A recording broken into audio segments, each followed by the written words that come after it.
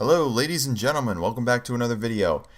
AFestiveTaco here. Jovian Concord, Warframe. Believe it or not, I play other games aside from Battlefield and Team Fortress and Titanfall. Specifically, I play Warframe quite a bit, and I am very hyped to make this one my first video on Warframe.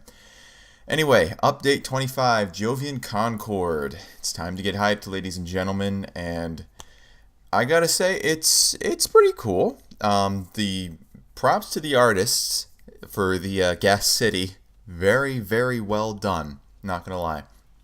Two game modes, on the other hand, I have mixed feelings on. Disruption it's okay. It's average, you know. Just find the key, put the thing in the conduit, and kill the Demolist. That's just about it. And nothing really like great has dropped from it yet, so I'm kind of just like, oh, okay, another game mode that we can play. Neat. That's it. Perhaps I haven't I don't know everything about this game mode, so maybe something cool is needed from it, or something's gonna happen, or maybe I'm just doing this wrong. So, hey, feel free to yell at me in the comments. Do your things. And when it comes to the new Flight Alon, I can't say I'm a huge fan, I tried it once, so I've only done it once. This is just my initial impressions. You may like it, but I'm not a huge fan, mainly because I have no idea how to do it.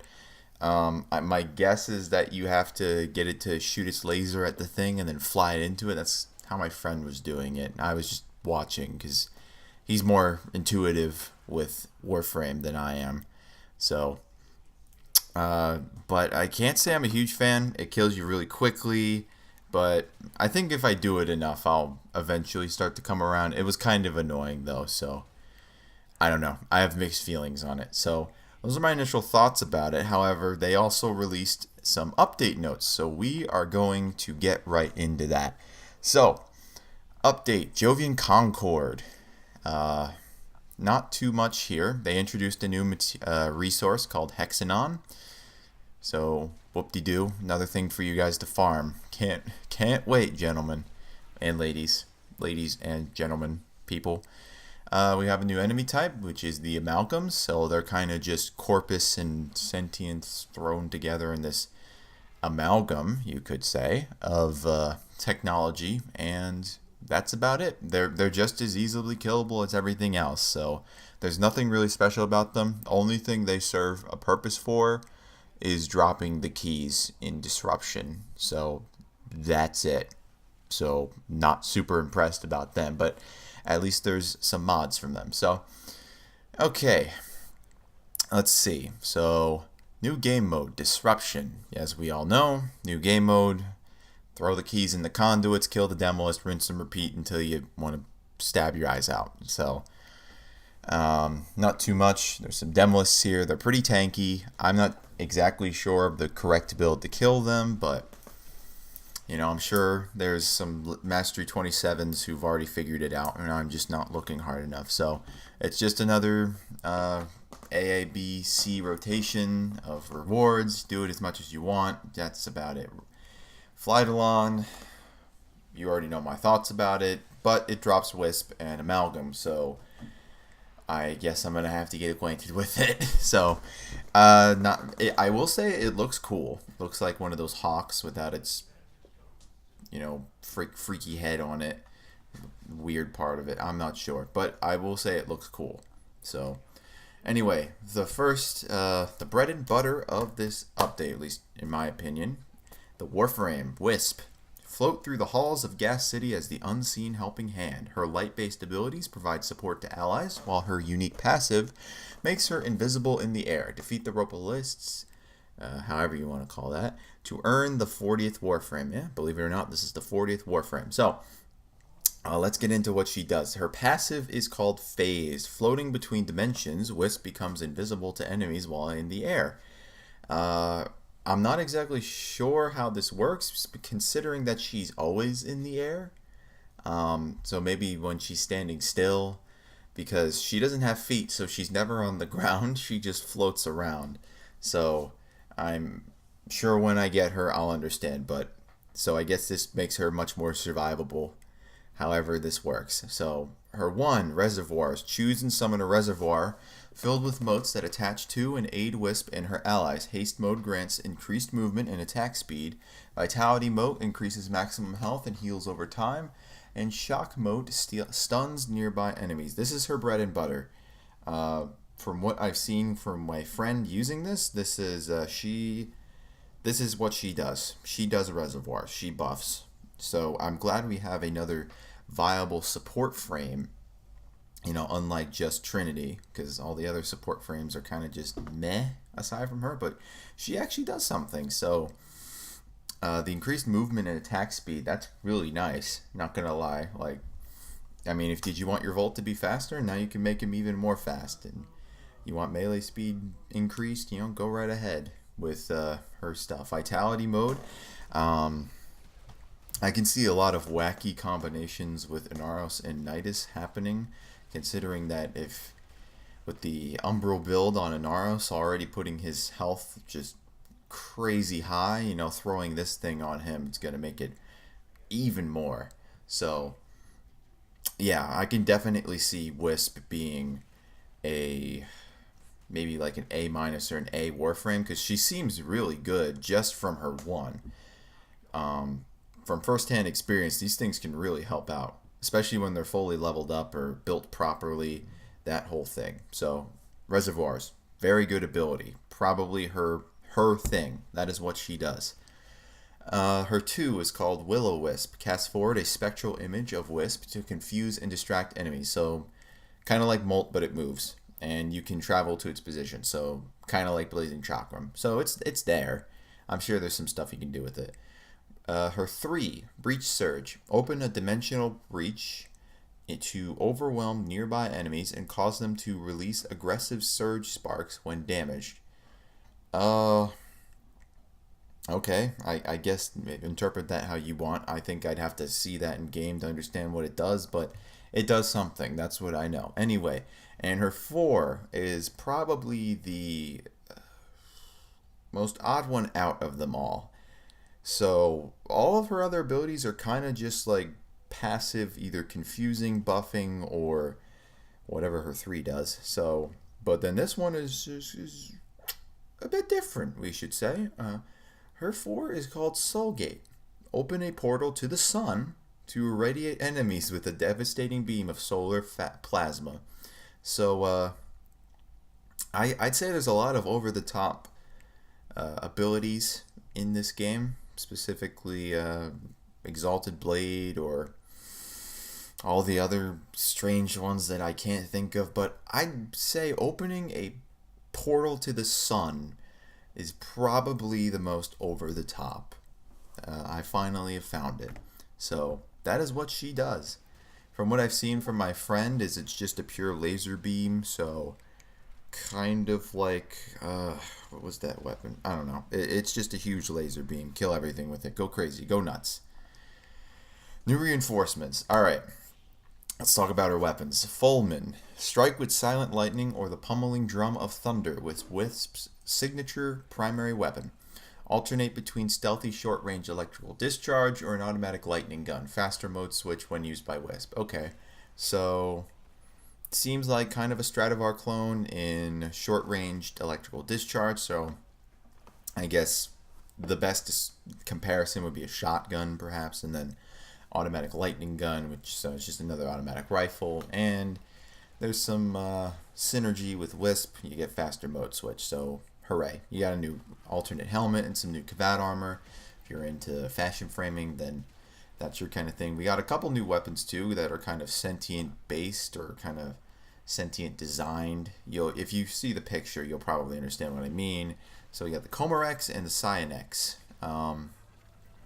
It seems like the Comorex is kind of a sniper rifle or sniper weapon. Don't know how good it is, and it's got innate punch through, so that's nice. I think it's viral based. Zoom again to fire a bursting viral round with a lower rate of fire, so it's another sniper rifle, and it has built-in ammo conversion, so that's pretty neat, kind of like the lens. Cyanex, okay, another fully automatic sidearm. It's Fires ricocheting homing projectiles that releases small clouds of gas on impact. I don't know how good it'll be against every other, how should we say this, enemy type aside from Corpus, because if it says gas, I'm assuming it's gas based, and gas just does nothing against everything except for Corpus. So unless this is like a gas of toxin, I don't know how good this will be, but it's homing, so that's nice. I'm gonna use it, so I'll get back to you on that one. Nyx Deluxe got released, so if you're a Nyx fan, then get her. I personally think it's very nice looking. Not my favorite, but certainly nice looking. Alright, new mods. Spoiler alert, I don't think they're that good. So there's the Aero mod sets, which is all about aim gliding. You get some reduced gravity, some reload speed, you know, all that fun stuff. I don't think anybody's going to use this, so why would we want to trade, like, you know, elemental damage types for, oh boy, reduced gravity during aim glide? Woo! Kind of dropping the ball on that one. The Modus. Again, it's nice, but I wouldn't say I'd be using it, all of it. So increased double jump strength by 200%. That's for Modus Signal. That's nice, but I don't think I'd be trading it for anything unless it was maybe like an Eximus or not an Eximus, a Exilis mod. So I don't know if I would ever use this or if I'd find myself using this at all. 100% critical and status chance for 4 seconds after landing from a double jump or bullet jump. I could see that this could probably be good on high crit and stat mods, but it's only for 4 seconds. So Modus Setup, that's the name of this mod. I don't see how this will be super great. Maybe for the Tigris Prime or the Vacor Heck of some sort, but that stuff's already good already. It doesn't really need the setup for it, but take it what you will. Modus Impact increases range of aerial melee attacks by 2 meters. Who frickin' cares? Proton mod set. During a wall latch, gain 50% damage reduction for the set bonus. I don't find myself wall latching ever, so I don't think this is going to see much use. Proton Pulse. Wall dashing gains 100% bullet jump speed. That's nice, but I can't find myself needing that. Proton Jet during a wall latch gain 120% status and critical chance. Not bad. I guess I could see some synergy with a couple weapons, but then again, I don't see many people wall latch. It's not really part of the meta to wall latch and just wait there. Maybe Loki players will, you know, find some use out of this one. Proton Snap. Hold on to a wall for 2 seconds to gain 100% toxin damage and 50% status for 20 seconds. Okay. I think that's good. You know, just all you gotta do is hold on for a wall for 2 seconds, and then you get 20% or 20 seconds of 100% toxin damage and 50% status. I mean, it's gonna be great for status-based mods, and if you have a corrosive build on it, whoop-de-frickin-do, you've just boosted your damage for 20 seconds just by hanging on a wall. So that one actually I think might be good. Alright, we got some new mods also. Kavat's Grace, resist hard landings from falling speeds of 40 meters per second. Whatever, who cares. 100% of melee damage converted to impact damage on jump kick, knocking nearby enemies down. Impact's not that great, so I don't know why I'd really need it. Anti-grav array, increase height of owner's jump by 40%. Okay, that seems like it's a Sentinel mod, and I could probably see myself using this, you know. Get some extra jump speed without having to sacrifice my ability, strength, or duration, efficiency, all that fun stuff. So I could see myself using that.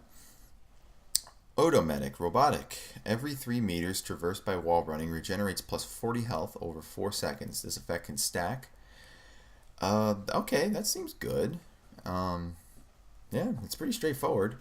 Repair kit for sentinels, plus 6 heal rate per second. Okay, that's actually good. You have health regeneration for sentinels, especially for Helios Prime, who's just the squishiest sentinel out there. I'm sure I could see myself use that a lot. So that's actually a solid mod. Don't know where it's dropped from, so don't know how I'm gonna get it. So anyway, new amalgam mods. Not that great weapons for them, but maybe some people who like these weapons will be able to find something. So let's go through them quickly. Javlock, magazine warp, plus 45% magazine capacity. Pairing with a shield reflects 6,000% damage, 90% channeling efficiency while parrying. Okay, that's something. Rip Kiss, True Steel, 75% crit chance, plus 20% reload speed on shotguns, 100% gore chance. Okay, crit chance is nice, obviously because it's True Steel. 20% reload speed on shotguns. You know, that's a nice little bonus if you want to sacrifice the 15% crit chance from a True Steel. But I don't know what 100% gore chance is.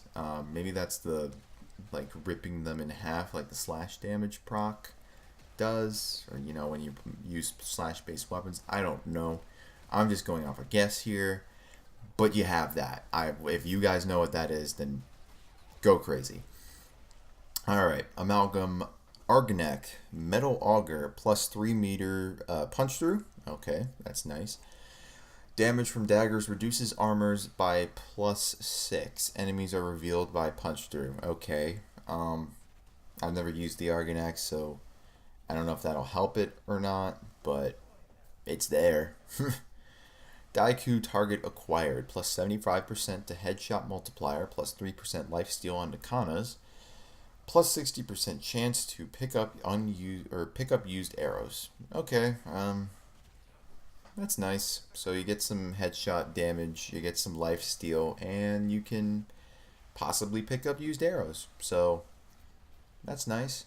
And these are all dropped from the flight along. So if you guys like doing it, then you're going to have all these mods. Go crazy. Okay, they removed the mod packs, you know, the Falcon Hawk and all that fun stuff. They're all random and crap, so yay, they were all useless. And they replaced them with some actually useful mods. So there's 6 mod bundles. Damage, crit chance, cold damage, heat, toxin, and electricity. So as the name implies, those are what the mods are based around. So take the damage mod for example. So that drops Serration, which is rifle damage, point blank, shotgun damage, hornet strike, pistol damage, and pressure point, melee damage. And each one gives 1,000 endo and 50,000 credits. So this is kind of, they've made them into, well, I guess initially they were already trying to help new players by having these mod packs, but now they've just refined them where they're actually useful to new players. You know, Seration's a very good mod, so they're going to need that. So, pretty self-explanatory. 2-factor authentication, that's there. I'm sure you guys can do that. They switched up the market a little bit. They made it a bit more easier to navigate, so that's nice. Syndicates, they also made a bit easier to navigate. You can check your Samaris, your Cetus, and your Fortuna standing right now on there now, so that's nice. You know, yeah, I preferably did not want to go back to the place to check it, so that's really nice, not gonna lie. But that's enough about that. They made Void Relics easier to navigate too, so that's also pretty cool. They did a new art style for the extract and the battle screen. So at the end of like a defense, you know, that screen that comes up and is like, hey, you want to extract? Looks pretty cool. Check it out for yourselves, or I'm sure you figured it out. Color customizations, blah blah blah. General additions. They put a new UI in. They put a new glyph in. Added some stuff. You know. Yeah, it's all pretty self-explanatory. I'm gonna include the patch notes in here, by the way, if you guys want to, you know, look at this yourself. Sorry. Anyway, general weapon changes. There's a couple. Zenith alt-fire ammo cost reduced from 5 to 3. Never used the Zenith, but it's a buff, so that's good. Zenith's alt-fire radar deployable is now ammo-based instead of duration. Don't know what that does, but let's do it. Tice cross, damn, okay, that doesn't matter. Gaze kick gun chamber now chains up to 2 targets within 5 meters, so it chains more. So general gun spear changes. Okay, I haven't personally used these, but I am trying to get the Ferox right now, so I'm sure this will be more to me once I get that. Anyway, general changes. 33% of clip reloaded every second while the spear is deployed. This allows for more fluid use of all gun spear mechanics. Good stuff. Increased flight speed of all gun spears. That's also pretty good. Javlock. Reduced the FOV for zooming. Okay. Increased area effect. Increased projectile speed. Remove self-damage from primary. Remove damage fall off from primary area effect. Auto recall timer reduced from 20 to 6 seconds. Okay. Ferox added 100 impact damage with 3-meter area of effect at the endpoint of the primary fire. Increased the alt-fire's tether range. Increased the status chance of the tether. Increased the tether's damage pulse from 5 to 2. Quick throw auto recall reduced to 10. Charge throw recall increased to 30 seconds.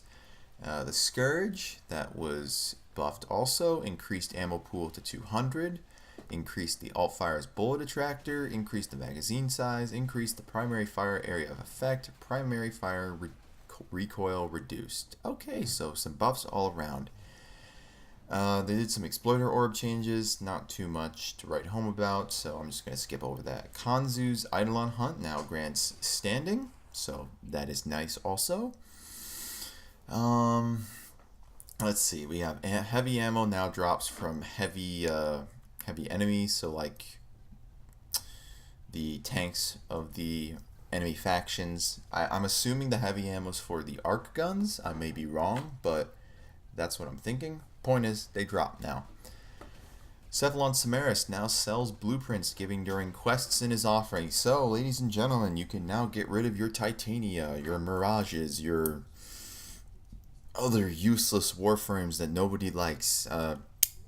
Mirage is not useless, by the way. I'm just talking about Titania. So, Mirage means don't get pissy. Although I'm not personally a fan of her.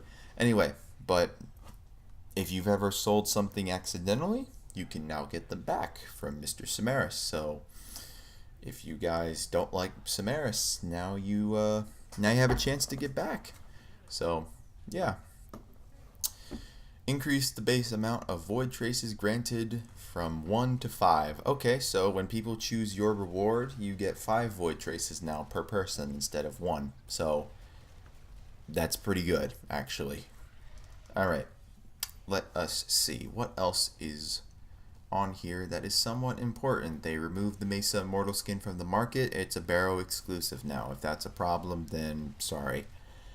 Hildren will now use her shields when melee channel blocking. Who cares? Optimizing, accessing foundries with a large number of blueprints, blah blah blah.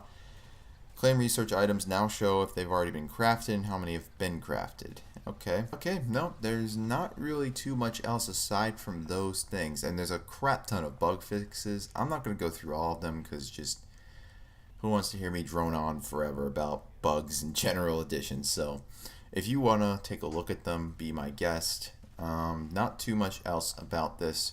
Overall, I think it's pretty fun. Disruption, I don't think I'd be playing that super much. Maybe get whatever I need from it and then never touch it again. Unless it's a good place to farm meso relics, but we're not exactly sure about that yet. So anyway, thank you very much for watching. Hope you all enjoy. So, peace.